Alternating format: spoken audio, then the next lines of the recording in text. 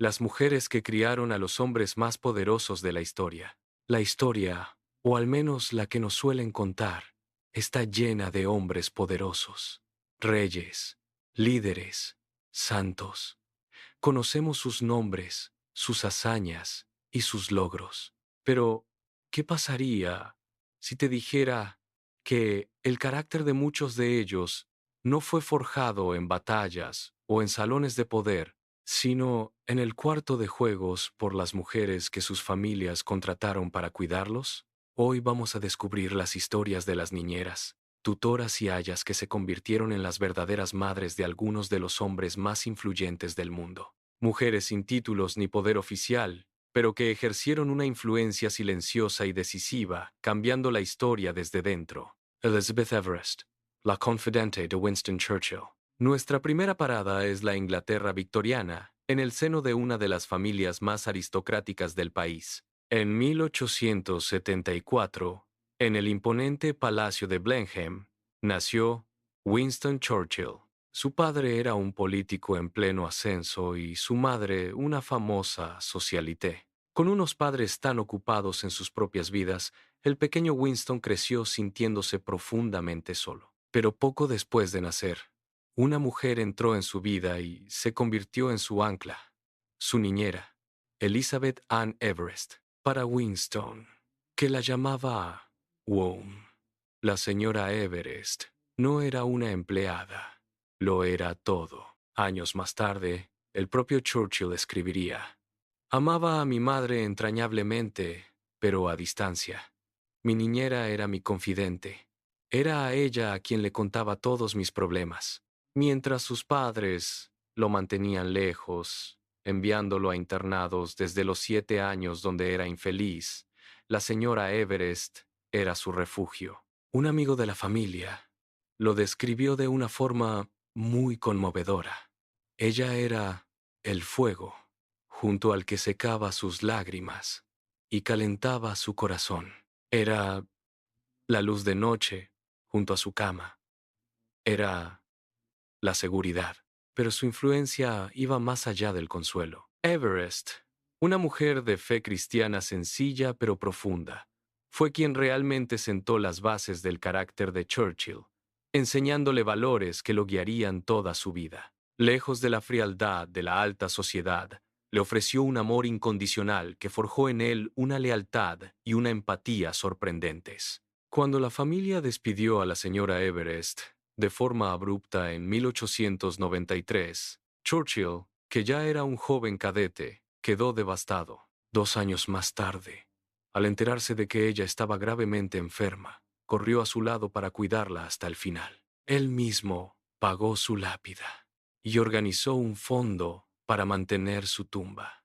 Una tradición que su familia continúa hasta el día de hoy. Décadas más tarde, en 1965, cuando Winston Churchill murió a los 90 años convertido en una leyenda, en su mesita de noche solo había una foto. No era la de su esposa ni la de sus padres. Era el retrato de Elizabeth Everest, la niñera que, 70 años después de muerta, seguía siendo el ancla de su corazón. Margareta Igar, la guardiana de las últimas grandes duquesas. Ahora, dejemos los pasillos del poder británico y viajemos al esplendor crepuscular de la Rusia imperial. Nuestra siguiente protagonista no crió a un gobernante, sino a las hijas del último zar, y su historia revela la increíble conexión que estas cuidadoras forjaban, incluso frente a una tragedia inminente. A finales del siglo XIX, la corte de los Romanov era un mundo de lujo y reglas asfixiantes. Cuando el zar Nicolás II y la zarina Alejandra tuvieron a sus 4 hijas, Olga, Tatiana, María y Anastasia, buscaron a alguien que pudiera criarlas con una mezcla de disciplina británica y cariño. La elegida fue Margareta Egar, una enfermera irlandesa que llegó al palacio de Alejandro en 1898. Desde el principio, Margareta se dio cuenta de que no era un trabajo fácil. La zarina, aunque adoraba a sus hijas, era una madre ansiosa y sobreprotectora, especialmente por la hemofilia de su único hijo, Alexei. En ese ambiente tan tenso, Igar se convirtió en una figura de calma y normalidad para las niñas. Les enseñó a hablar inglés con un encantador y ligero acento irlandés, y despertó en ellas un interés por la política y el mundo, algo muy poco común para las jóvenes de su posición. En sus memorias, tituladas 6 años en la corte rusa, Egar describe con un cariño inmenso a cada una de las niñas, la naturaleza pensativa de Olga, la elegancia de Tatiana, la bondad de María y el espíritu travieso de Anastasia, la misma que se convertiría en el centro de uno de los mayores misterios del siglo XX. En un palacio aislado y cada vez más impopular, ella era una ventana al mundo exterior y una fuente de afecto genuino. Las niñas la adoraban y, para ellas, era mucho más que una empleada. Era una confidente. Sin embargo, su tiempo en la corte terminó de repente en 1904. Nunca se supieron las razones exactas, aunque se rumorea que tuvo que ver con la creciente influencia de místicos como Rasputín en la zarina. A pesar de su despido, Margareta siguió recibiendo una pensión del gobierno ruso y siempre habló con un amor profundo de sus niñas. Años más tarde, cuando la Revolución rusa arrasó con el país y la familia imperial fue brutalmente asesinada en un sótano de Ekaterimburgo en 1918, la historia de Margareta adquirió un eco trágico. Ella fue una de las últimas personas que conoció de cerca la humanidad, las risas y los sueños de esas 4 jóvenes, antes de que la historia las convirtiera en mártires. Beata María Berenice Duque, la madre de los marginados. Pero estas influencias decisivas no solo se daban en la realeza. Nuestra última historia nos lleva a la Colombia de principios del siglo XX, con una mujer cuya vocación de madre rompió todas las barreras de clase y se convirtió en una fuerza espiritual. Su historia podría resumirse así. La contrataron para enseñar al hijo del rico, pero él la acabó llamando madre. Aunque no había duques de por medio, esa idea captura perfectamente la vida de la beata María Berenice Duque Henker. Nacida en 1898, sintió desde muy joven la llamada a servir a los demás. Tras entrar en una orden religiosa, se consagró a una misión que en su época era radical: dedicarse a los más excluidos. Su lema era simple: seguir la voluntad de Dios. Y esa voluntad la llevó a trabajar con los hijos de hogares rotos, con trabajadoras explotadas y con comunidades afrodescendientes marginadas. En 1943, fundó en Medellín la Congregación de las Hermanitas de la Anunciación. Y aquí viene lo interesante. La primera misión de la orden no fue en los barrios pobres, sino en las casas más ricas de la ciudad.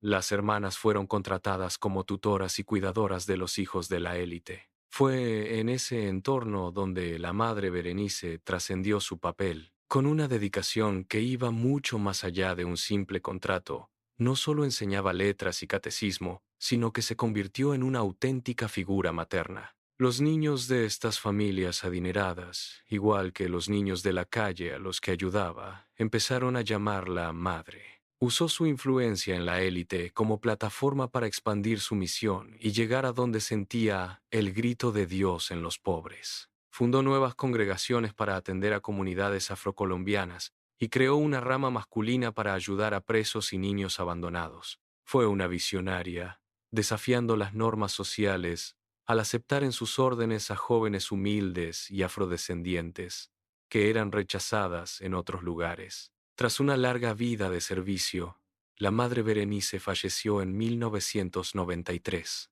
pero su historia no terminó ahí. En 2021, el Vaticano reconoció un milagro atribuido a ella: la curación inexplicable de un joven llamado Sebastián Vázquez Sierra, que padecía una enfermedad degenerativa y volvió a caminar tras las oraciones dirigidas a ella. Gracias a este milagro, el 29 de octubre de 2022, María Berenice Duque fue beatificada por la Iglesia Católica, un paso clave hacia la santidad. Su vida demuestra cómo una mujer, contratada para educar a los ricos, eligió convertirse en la madre espiritual de todos. Las historias de Elizabeth Everest, Margareta Eagar y la Madre Berenice nos revelan algo fascinante. Son mujeres que, desde una posición de servicio, sin ningún poder formal, moldearon el mundo desde adentro. Le dieron forma al carácter de un primer ministro, fueron el consuelo de unas princesas abocadas a la tragedia y encendieron una revolución espiritual que hoy la Iglesia reconoce como santa. Estas historias nos obligan a repensar qué es el poder.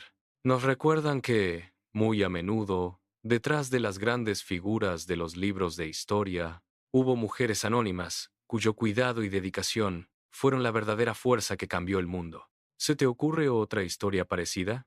Nos encantaría leerla en los comentarios. Y si te fascinan estas joyas ocultas que nos hacen ver el pasado con otros ojos, suscríbete para no perderte las que vienen.